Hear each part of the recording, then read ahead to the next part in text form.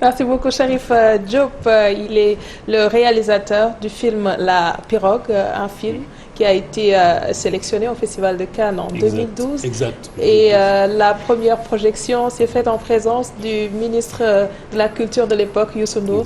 Bonsoir, Monsieur Touré, merci d'être là. Bonsoir. Merci de m'avoir invité. Oui. Parce qu'en fait, vous savez, ici, j'ai été un peu sur les bases de cette télé. Très bien. Donc j'y reviens très souvent. Ça fait un bon bout de temps que je ne suis pas revenu. Mais c'est vrai que, au fait, à Cannes, au Festival de Cannes, c'était quand même un événement. Oui. Il y avait un double événement. Il y avait mon film et il y avait aussi un ami qui m'est très cher, qui est Youssou, qui était au fait le ministre de la Culture. C'est une coïncidence parce qu'on est liés sur beaucoup de choses. Oui. Et voilà, donc c'était un double événement qui faisait que c'était en 2012, je pense. Oui. Et il y avait vraiment une récurrence de jeunes qui partaient. C'est au fait, il y avait quand même un phénomène. Je veux dire, c'était au moment où les jeunes au Sénégal avaient plus d'espoir. Parce qu'il nous est arrivé que nous avions un président de la République qui était élu, dont Abdoulaye Wade, et c'était vraiment l'espoir. Et on parlait même d'espoir. On criait d'espoir. Et c'est juste après ça, je pense qu'il y a eu, parce qu'il y a eu un désespoir. Entre-temps, 8 ans se sont écoulés et jusqu'à présent, le problème reste entier. Le problème a été tout le temps. Je pense que c'est pas juste après 8 ans. Pas estompé. Mais c'est toujours, ça a été toujours un problème. Mais ce qui est assez étonnant, c'est qu'on en parle juste au moment où il y a des accidents. Et c'est ça qui est quand même, au fait, un peu triste pour moi. Parce que moi, je suis un cinéaste et puis de temps à autre, il nous arrive de regarder cette vie et puis de poser notre regard sur cette jeunesse. Parce qu'on est obligé de poser un regard sur cette jeunesse parce que nous sommes un peuple jeune. Et au fait, je pense que de temps à autre, on les oublie. On oublie cette jeunesse-là. Alors que, au fait, le regard doit être constant. Vous savez, aujourd'hui, je crois que nous sommes à 6% de jeunes, de vieux. Et le reste, c'est des jeunes. Oui. Donc, moi, je pense que on est obligé d'avoir un regard jeune et au fait nos politiques aussi devraient avoir une politique de jeunesse. C'est ça Vous pensez qu'on n'a pas de politique de jeunesse? C'est pour ça qu'on a de plus en plus de candidats tentés par l'immigration clandestine. Mais ce qui est assez étonnant, ça veut dire en faisant des analyses, par exemple ces accidents qui ont eu lieu là, la majeure partie, c'est des pêcheurs. Et tout à l'heure, on nous a envoyé en pleine émission une note de la DIRPA nous faisant comprendre qu'il y a encore d'autres personnes qui viennent être sauvées parce qu'elles tentaient également de rallier l'Espagne. Et c'est des éléments de la garde nationale et de la Guardia civile qui ont pu sauver 39 personnes. Et ça, c'est produit hier, alors qu'on est en train de déplorer un autre fait qui s'est produit. Alors moi, je peux vous assurer d'une chose, c'est que le moment où on est en train de parler, il y a des jeunes qui se préparent. Alors la question est ceci, ça veut dire que la remarque que j'ai faite sur ces accidents qui ont lieu, c'est que la majeure partie, c'est des pêcheurs. Et au fait, j'ai vu quand même des reportages et des questionnements et des réponses. Et la majeure partie, les réponses que j'ai entendues par rapport à ces jeunes qui sont des pêcheurs, c'est qu'ils nous disent qu'il n'y a plus de poissons dans ce pays et que les licences ont été vendues. C'est ce que j'entends. Ce que disent Pape. Ce qu'ils disent exactement. Moi, je pense que... Ce qui a été récusé par le ministre de la Jeunesse. Ouais, mais moi, je pense qu'il y a quand même quelque chose. Ça veut dire que très souvent, dans nos pays, nous faisons des rassemblements ou sinon des réflexions sur une politique de temps. Moi, je pense qu'il faudrait nécessairement qu'on ait l'habitude de faire des politiques d'une jeunesse. Ça veut dire que rassembler de la jeunesse et en parler, leur poser des questions. Ça veut dire on le fait rarement. Je pense qu'on s'adresse à la jeunesse que quand on va vers des élections. On va vers la jeunesse que quand on a envie de quelque chose. Alors moi, je pense que vraiment, il est temps qu'on fasse, moi je l'appelais un DEP, ça veut dire un DEP de la jeunesse. Il faudrait régulièrement... Et finalement, quelle est la responsabilité de la jeunesse en tant que telle dans tout ça? Est-ce que la jeunesse aussi doit accepter d'être utilisée comme chair à canon? Mais vous savez, moi je pense que quand on est jeune, on vit d'horizon et d'opportunité. C'est simple, on vit d'horizon. L'horizon, c'est quoi? Ça veut dire très souvent ce qu'on appelle tech. On se projette, oui. Et puis bon, surtout, nous sommes un peuple d'horizon, parce que nous avons la mer. Oui. Presque la mer et le désert, c'est ce que nous sommes aujourd'hui. Alors, si on est des peuples d'horizon et d'opportunités, ça veut dire que si quelqu'un arrive, il se rend compte qu'ils ont besoin d'opportunités, on le donne, il le prend. Un jeune d'aujourd'hui, si tu lui donnes 1000 francs dans la journée, il le prend, d'une manière ou d'une autre. Je vous assure, hier, il y a un jeune que j'ai rencontré qui m'a demandé comment il faut que je fasse pour l'amener en Europe. Alors, la solution que j'ai maintenant, parce que plein de jeunes viennent vous demander comment il faut faire. Alors, on a parlé de pirogue, mais la seule chose, là où je me suis défendu, je lui dis, mais jeune homme, vous vous rendez compte qu'aujourd'hui, il y a le Covid, donc ce n'est plus possible. Donc, c'est comme si vous demandez à un jeune d'attendre. Alors, moi, jamais de ma vie, je ferai partir un jeune d'une manière ou d'une autre, mais ce qu'il faudrait comprendre, ça veut dire, c'est quoi un jeune? C'est quoi un jeune Sénégalais ou un jeune Africain ou un jeune? C'est, au fait, se projeter, avoir un horizon, donc tekki. Et à chaque fois qu'on leur demande, ils vous disent que moi je vais, au fait, c'est pour mes parents. La pression sociale derrière? Non, au fait, je ne pense pas que ça soit une pression sociale. Je pense que c'est un jeune qui, tout simplement, a envie d'un avenir, a envie d'un horizon. C'est une des choses. Ça veut dire que ce n'est pas une pression. Moi, je pense que ce n'est pas la pression. C'est une pression peut-être de jeunesse. Parce que quand on est jeune, on a envie. On a envie on a envie de nourrir une famille. Parce que surtout, quand je parle de peut-être la pression, c'est une autre pression qui fait que, en tant que jeune, on a une responsabilité de se retourner vers ses parents pour faire quelque chose. C'est cela. Maintenant, vous, en tant qu'acteur culturel, quand vous jugez utile de faire une contribution à travers cette œuvre qui a été reconnue, vous vous attendiez à quoi? Moi, je m'attendais à une chose. Ça veut dire que parce que vous savez, nous sommes quelque part où il n'y a pas de salle de cinéma. Il n'y a pas où montrer nos films. Moi, je m'attendais à ce que l'État prenne ce film et en fasse un plaidoyer vis-à-vis des jeunes. C'est ça que je veux voir. Et puis, je vais vous dire une chose, c'est que moi, quand j'ai voulu faire la pirogue, je n'ai pas eu d'autorisation de tournage pendant 6 mois. J'ai fait ce film, par exemple, c'est mon assistant qui a eu une autorisation de tournage, mais je ne l'ai pas eu. Pourquoi? Eh bien, je ne sais pas, parce que ça faisait 6 mois que j'attendais. Elle est de nationalité étrangère ou... Non, mais je suis sénégalais, non? Non, je parle de votre assistant. Non, il est de nationalité sénégalaise. D'accord. Donc c'est lui qui a eu l'autorisation. Donc j'ai fait ce film. Et comment est-ce son nom. C'est le fait que vous ayez eu des obstacles pendant 6 mois, il y a une explication? Ah non, mais j'ai demandé, on m'a dit que l'autorisation est chez le ministère de l'Intérieur. Point. Mais bon, alors, on va... Voilà, bref.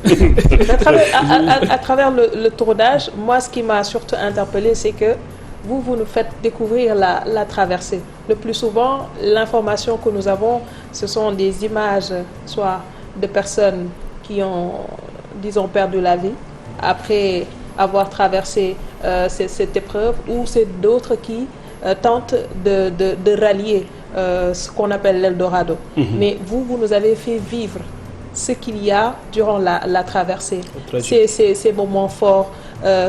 Comment, disons, vous avez pu concevoir ce projet? Est-ce que vous avez eu des témoignages venant de personnes qui ont eu à vivre cette tragédie, ou c'est une œuvre fictive?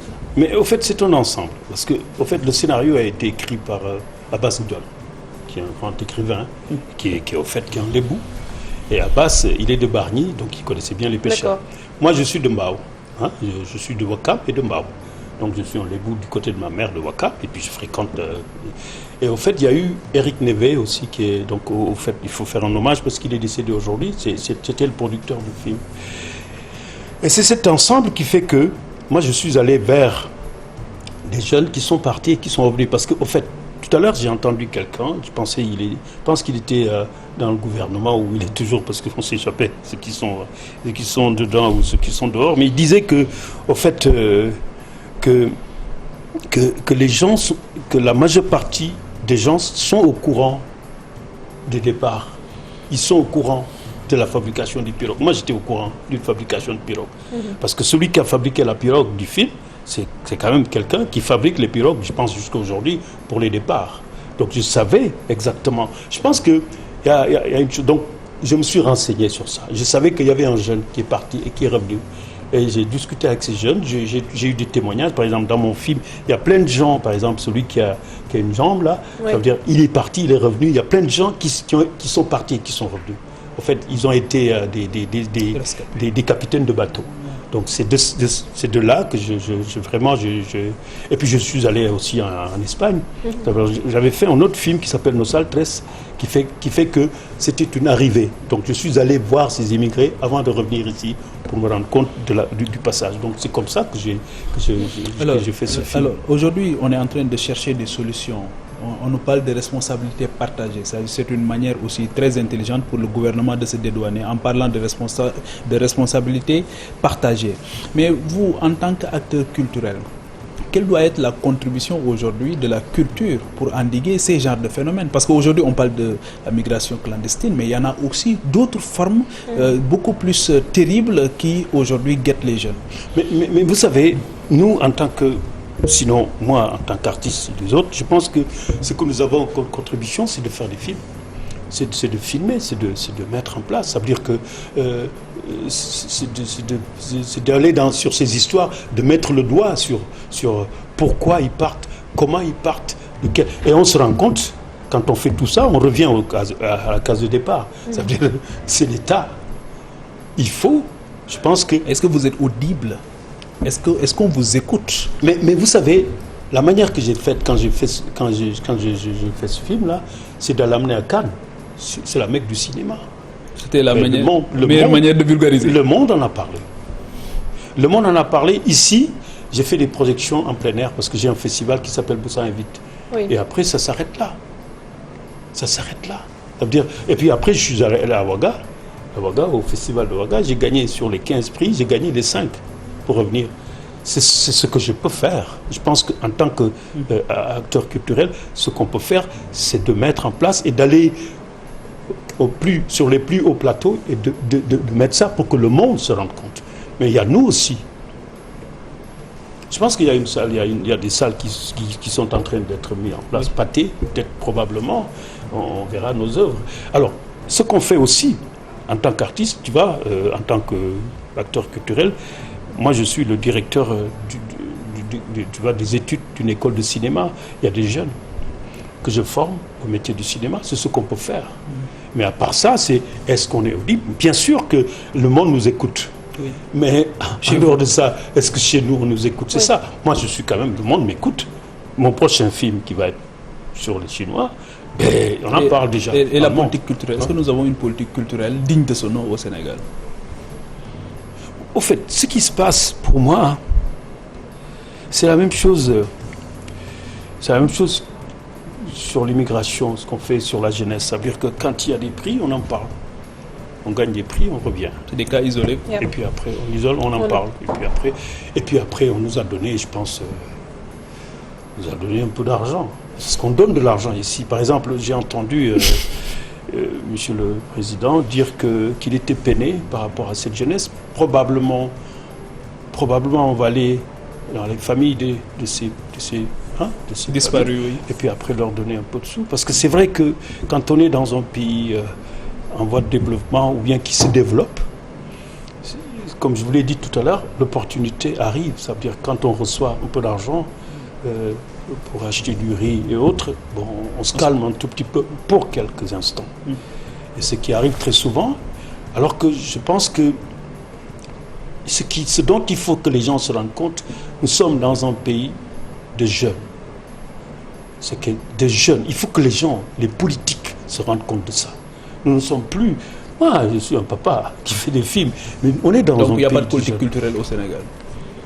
Bon, on va dire que...